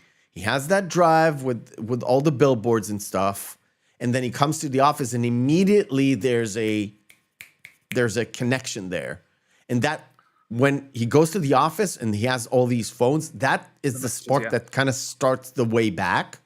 Well, and it's funny too. Is there's that message from Doug too, who calls like at the end when Sydney hugs him in front of the water fountain. He walks, Peter, you whore.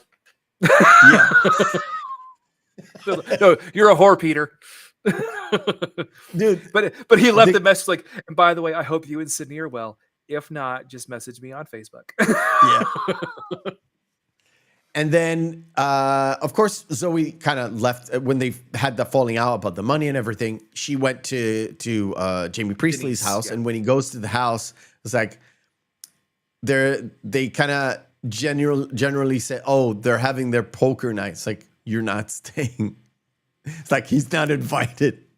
Or something. I don't remember, but they kind of mentioned the fact that no, he's not. No, it was at the end where. It's Zoe the can end. stay here as long as she wants, and I don't care. Hey, Peter, they have an open chair. Yeah, that's okay. I'm not going in there. And the thing about that is they solve it through honesty, right? He tells her about everything, and then she is being honest with him. He's like, oh, these two are fighting all the time. It's insufferable, but they do it in order to have makeup sex. They have really loud makeup sex. It's like, please get me the fuck out of here. I'm willing to forgive you and have this engage, like redoing the engagement thing. And I was like, oh yeah. I Okay. wanted to pull a quick side going way back. And No problem. That girls' night when they're having that conversation, when Jamie Press's character Denise is talking about the girls' nights and everything. It's like, because Barry has his night, he has his poker nights and everything, and he has his trips with his friends to Vegas. That's dude, that's the point where I solidified the fact that it's the swingers dude. It's the same swingers character. It's like, that's what made me think about it. Mm-hmm. Or the guy from, Very Bad Bad Things. Well, the mocking that she makes, like, well, aren't you afraid he's going to cheat on you? He has a Jew fro and a tiny dick. It's like, And again, my life mirrors. sometime life imitates art, my friend. What can I say? What can I say? I got a lot of things, and I also have a Mr. Cohen for a dad. Let's just say that.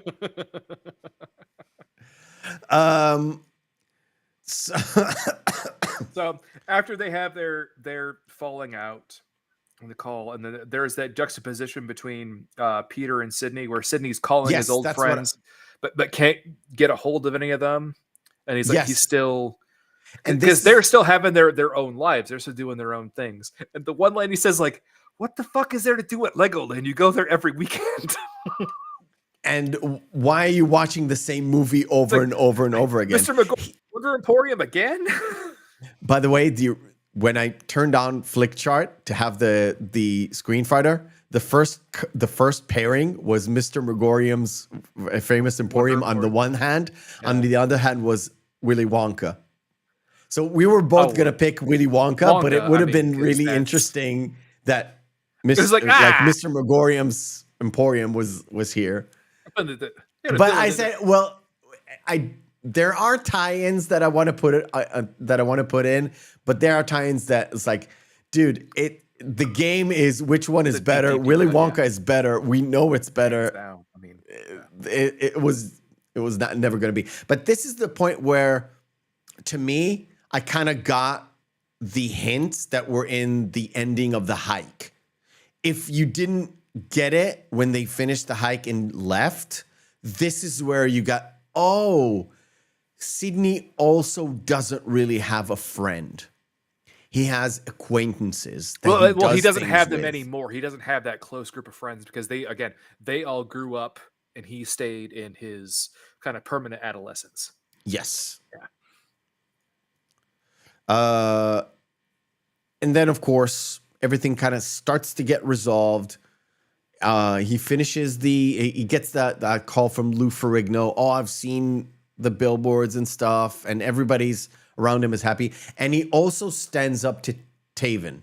That's Tevin. To Tevin. He slammed his face like, I wanted to cause you physical pain, and I've never hit somebody before because it weirds me out. Yeah. And again, honesty. Everything is based on honesty. He was the only person he was not honest with. He was Tevin. Once he is honest with him, he moves forward. Yeah. Tevin will always stay there in the back because he's always going to be himself. Yeah. Peter is evolving into his better self, right? Now we've got, this. And this is the point where Zoe that's gets after more... they have the almost like Reservoir Dogs-esque kind of walk out. It's like, that has to be the oddest set of groomsmen in the history of weddings. Because he went with the blue suit that Sydney suggested, not the one where he took his picture with. Because he had because he didn't go with a tux like you typically would go with at getting married. He's like, what? That's a sharp looking suit, by the way. Yeah, I know. Yeah. The suit looks good, but when they were there picking up those suits or those tuxes, it was Sydney the one that's Sydney try this one. Suggested the blue suit. It's like, this fits you better. Plus, it's not your normal typical tuxedo, which is what everybody does. You need to be better because you need, I don't know, build your confidence, whatever, be more unique. But Peter's like, not. At the moment, he was like, nah, this is not for me. Do you think it's for me? No, he wasn't sure. Well, you can But tell he he went with bought it it because anyway. he walks out of the store with it. Yes. So, but Yes. the most important thing about this is the fact that Zoe recognizes that her soon-to-be husband is just distraught. Yeah. And so when she's the one who contacts Sydney, and Sydney is actually already on his way. yeah, and the thing for me is Sydney on his way. I kind of got he was on his way anyway because he had that phone call and he realized on his end why Peter was so upset with him about the money and the billboards and why for maybe that first time in their relationship Sydney lied to him, wasn't honest about the investment. That's fair. But and he was like, "Oh, Sydney's going there to apologize anyway." The phone call, immediately I thought, well, it's definitely not Peter. It's definitely Zoe. Yeah. It's like, it's very, if it wasn't obvious to the first time watcher or whatever, I immediately thought, well, it's definitely Zoe because you just saw her look at Peter and realize that, yeah, it's his first friend ever, maybe. You don't kill that aspect of him because you'll just get a damaged husband. That's what I thought. Yeah, okay, that's what I thought. I got you. That's all I got, dude. Yeah, no, I got you. But then we had that there where Peter makes Robbie yes hold the rings, and it was like that's a touching moment between the family. That's nice. Yeah. And then we get to see the look over, and there's Hank Mardukas. Yes. Sitting like, yes. Hank. And the thing about J.K. Simmons's character is like the dad is genuinely happy. The two brothers are actually having and the mother a is moment. ecstatic. Yeah. The mother, well, but you expect the mother to be ecstatic, but the dad kind of looks at it at the I want to say it on the male level rather than the oh my kids are together. Blah, blah, blah, blah. More of on the male side was I want the brothers to get along and be together and be strong for each other. That's what I'm getting at, I guess. But he does have that my gay son and my non-gay son are together. Yeah. And then we have the bit where when Zoe's walking down the aisle with her co-bridesmaids, how Denise, she goes to give the flowers to Denise, and Denise goes to give them to Haley because, like, no, Haley needs this moment. Yeah. And to be fair, it's girls helping their own, girls helping girls, guys helping guys. That's the way they put it together. And it seems to me that in the wedding, Haley was less desperate than in the entire movie. Until it got to the reception, yeah. Yes, but then she kind of reverts back and is like, oh, you were doing so well. No. You were doing so well. We have when I love it when Sydney shows up. Lou goes, "Oh, this guy." is like, "No, calm down, Lou." Yeah. Sydney immediately, Lou, relax, dude, relax. And also the awkward steps that he takes down the aisle, like yes. I was like, what? It's the wedding procession. I know. You have to take a step and then a step and then a step. That's how you do it. But then Lou was talking to Joe Latrigo, so they're like, "I put him in a sleeper hold." Yeah. And then we have the name drop. It's like they have their resolved. They resolve their issues. After he says, I washed chocolate. It was just delightful. It's like, yeah. I love you, man. I love you, man. They said the thing. Yes. The name dropped the name of the movie. And then everything kind of, there's a sort of a sigh of relief, right? There's a sort of sigh of relief. And then we have the reception. Well, they do have the plane flying by with the this guy. But congratulations, Zoe and Peter. And then obviously they had to say the last one, which is like, oh, it's so perfect. I love this. There's this that made me laugh out loud like hysterically out loud. It just got me because it was so on the nose joke, but it got me, and I was like, ha ha ha, like this. And I know it's stupid. I know it's stupid. And the next thing that got me was in the reception. They have that whole reception, and and then he's like, "Can I maybe it was the end credit scene, I think." Well, Not the end credit reception scene. is after the credits are Yeah. already rolling because they have So, it basically as a side scene. You have But the scene where the credits are rolling, yeah, and you see all the interaction, and at the end is like, Sydney's like, "Can I do a toast?" No. yeah, and that's how it ends. That's the very That's last how it line ends. of the film. Yeah. And again, visibly laughing because you know me, I am a setup and payoff guy, and every single setup in this movie was a nonchalant throwaway thing that you would not think it's a setup for anything, and then it pays off somewhere down the line. It's like beautiful, absolutely fucking beautiful. Yeah, awesome. Let's do a wrap up. I know I wanted to talk about something, but I forgot what it is, and I knew I would forget what it is about Haley when they were trying to get her together with somebody.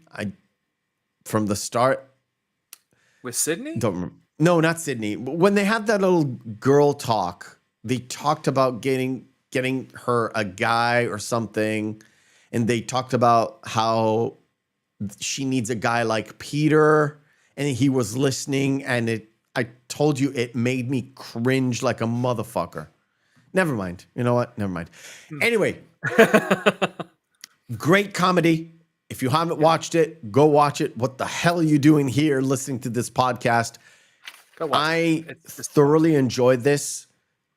Again, 40 minutes of non-stop cringe, and then as the movie loosened up, or as Peter loosened up, I loosened up with him, and it became something completely different and much, much better. Well, and to All be the fair, setups- also, chat, that's his personal cringe. No, yeah. It was me cringing for 40x minutes. And I don't know what to tell you. It's just hit me in the spots where, in every single point. And I was like, where is this leading? And then kind of loosened up. And again, this is my second time watching this. And I don't remember what I was even thinking the first time. Because, again, you mentioned Leaving Sarah Marshall, and it was right around the time where that comedy came out, and it was casually. I didn't watch it in the theater, watched it on cable about a year, maybe two after it came out. So I didn't pay much attention to it. Same as I didn't never pay attention too much to Leaving Sarah Marshall. And then rewatching it 4 or 5 years later, I got a lot out of it that I didn't get at the first time. Yeah, it kind of had themes that mirror my life, and it got me. It fucking got me. I don't know. Well, I was thinking too, Forgetting Sarah Marshall, that was kind of the interim of Russell Brand's small, big film. Yeah. He did like Comedy career. 3 or 4 films. Like 'cause I think it's Leaving Sarah the Marshall- Greek. Get Him to the Greek. Get Him to the was- Greek, with I'm Jonah sorry. Hill was the other big one. Yeah. Yeah, and there was another one that he was in where he basically played the same character. Yeah. Well, to be fair, in Forgetting Sarah Marshall and Get Him to the Greek, he actually is playing the same character. Yes, it is Yeah. literally the same one. Yes. And I don't know. Rewatching this, I loved it so much. It's highly recommended to anyone. People who do have friends, people who don't have friends. There are lots of lessons to it about life in terms of even if you are in a great job, and even if you aren't in a great job, just looking towards a goal and looking towards somewhere to go actually does help you get to that goal. It's a stupid by the books thing, but it works in certain aspects.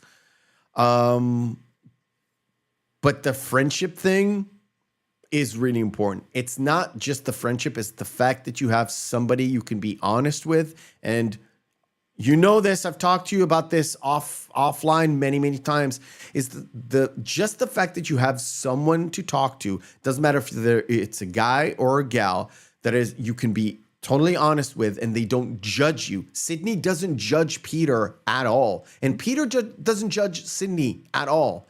He's just he is surprised by the honesty and the fact that, how are you doing this? Mm-hmm.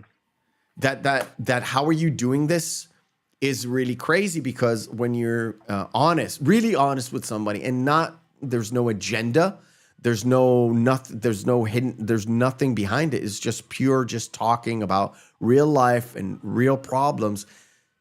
That's how things kind of get resolved. And you know this when we had that talk where you were honest with me, and I told you I'm not judging.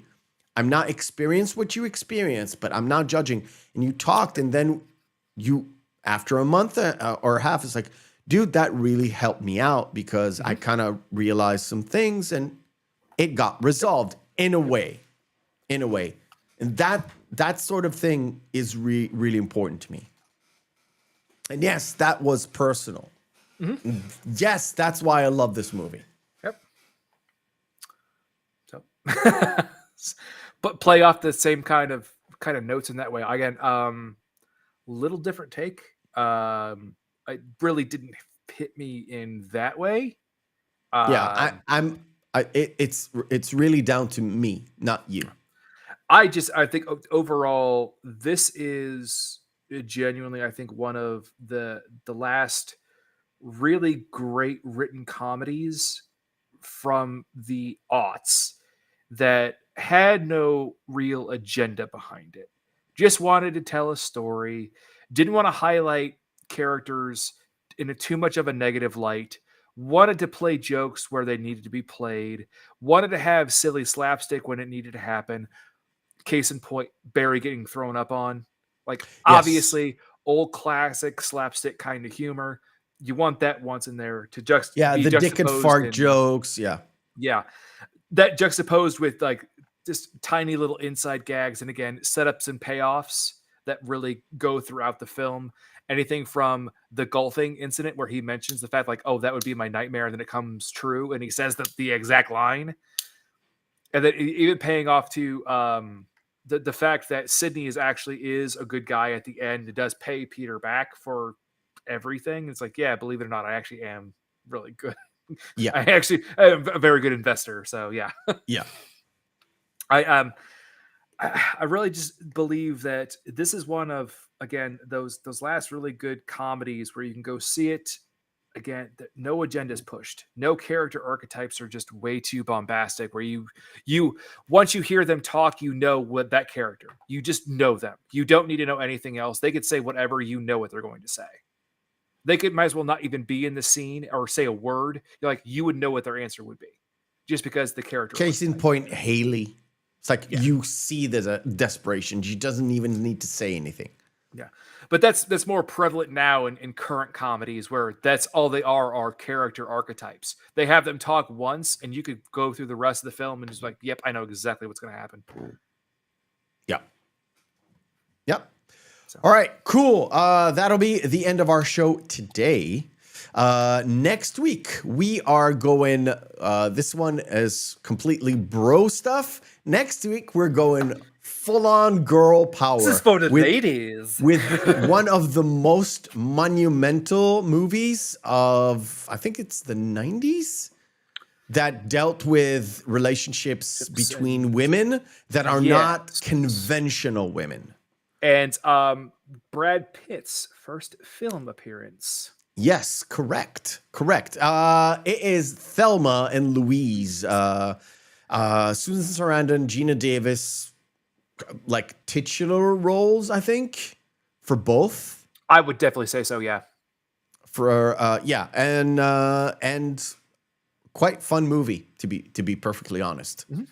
It has dark. Well, we'll touch upon it next week. It has dark moments. It has light moments, but it's really complex. But it is about Friendship. Friendship. And we'll have Nina Infinity back with us to talk about that one. So go watch Thelma and Louise. It's available. It's available on Netflix. It's available on Hulu. It's available on, I think it's available on Tubi, but I haven't checked. You can check for me. So go watch it. Come back to us and we'll discuss it next week. And until then, see ya. See you next week.